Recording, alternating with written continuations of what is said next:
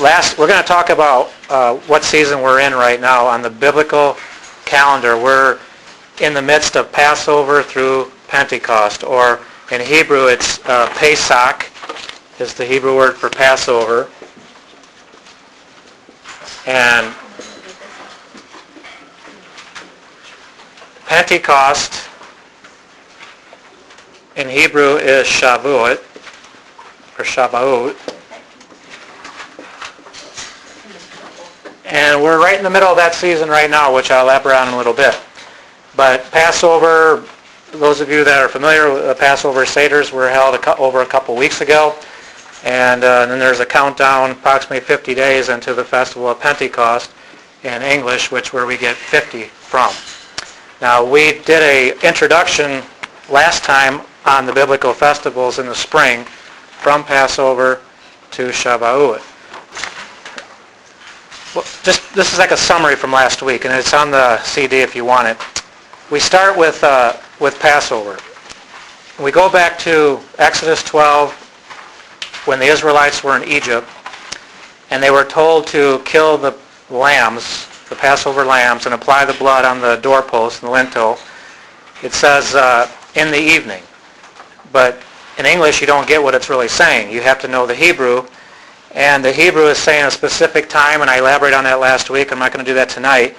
But we know that the Passover lambs in Egypt on the 14th day of Nisan, which is the calendar month I think we're still in. Are we in the second month yet of ER? Do you have a calendar there? We're real close to the Passover is the middle of the Jewish month of Nisan. The beginning of the new moon begins a month in the Hebrew calendar. Okay. So here we know that it was the 9th hour in Exodus 12 that the Passover lambs, the 9th hour is approximately 3 o'clock in the afternoon.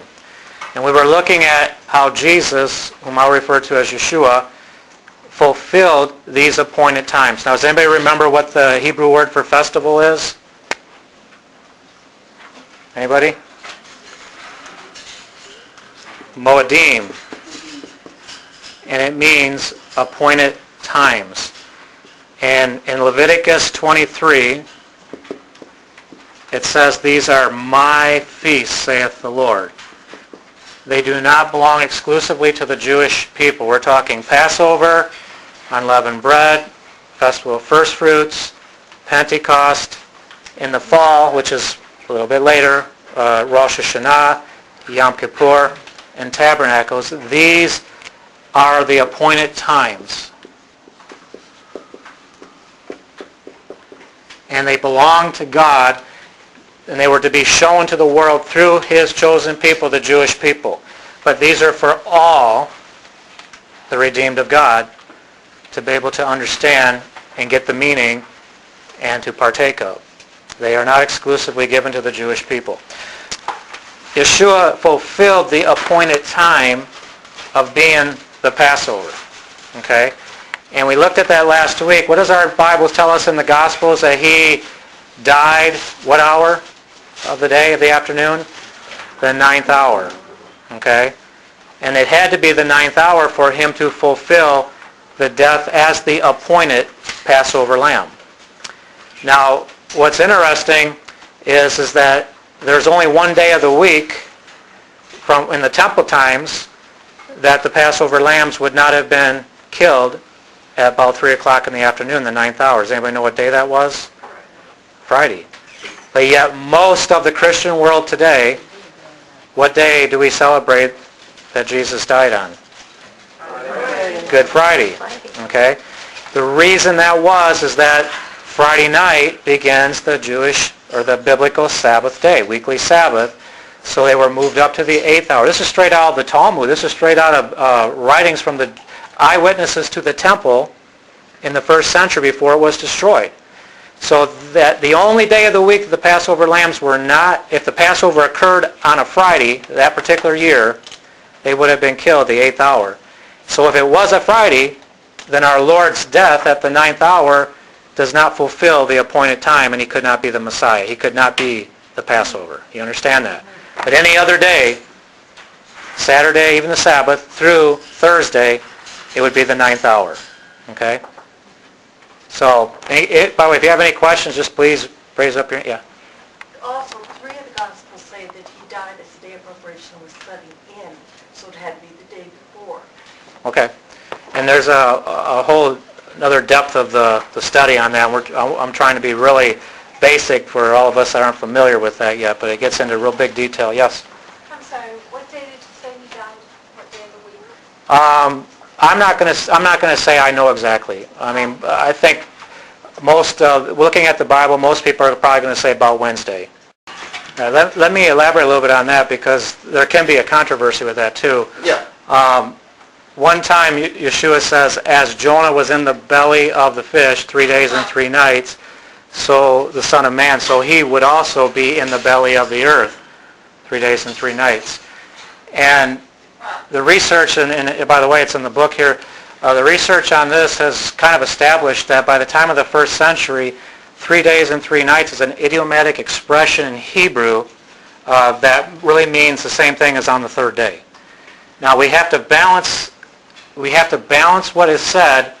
This is one time Yeshua used this phrase, 3 days and 3 nights, but he himself used on several occasions, and there's like a dozen verses in our New Testament that tells us that he would be raised on what day?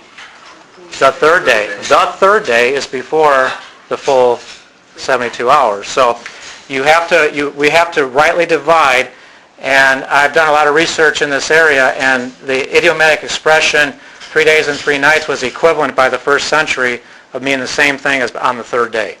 It's just the way that the Hebrew people talked in their language. Passover, the lambs were sacrificed, and then you go into the Passover Seder, which is on the 1st day of unleavened bread. That is a high Sabbath. The 7th day of unleavened bread is also a high Sabbath, but between those 7 days, you're going to have a weekly Sabbath. Okay, so there's many different things going on here. We did discuss this a little bit last week. It's on the CD. I do discuss it in the book. Like we could go all kinds of different angles with here. I just kind of want to keep it kind of basic as an introduction right now. Let's get back to this because I really think this helps in your understanding visually. Whatever day of the week is, I'm not going to take a dogmatic stand. My job is to teach you and to make you think, and if I'm being who I'm supposed to be and who I'm called to do is to make you want to study yourselves.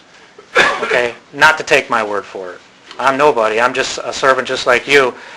But that you would want to go and study yourself and to learn, to be approved of God. We know that he fulfilled the appointed time as the Passover. He's in the grave, in the tomb, by the first night of unleavened bread. Eventually we're going to get into that festival of unleavened bread and how his burial is symbolic to what was going on in the ceremonies in the temple with unleavened bread. Now Yeshua himself called, not only he, but also the disciples afterwards in 1 Corinthians 15, Paul says that the Lord is our first fruits. Okay, what was he saying? He was saying the first fruits of the resurrection, that on the 3rd day, that particular year of our Lord's death, that he resurrected, and that was, whatever day it was, and that's debatable, and that's another subject of depth that we can get into, that was the festival of the barley harvest, the first fruits of the barley harvest. And you can see that right here. It's called Ha-Bikurim down here, which is the 3rd day, and it's between in the 7 days of unleavened bread there.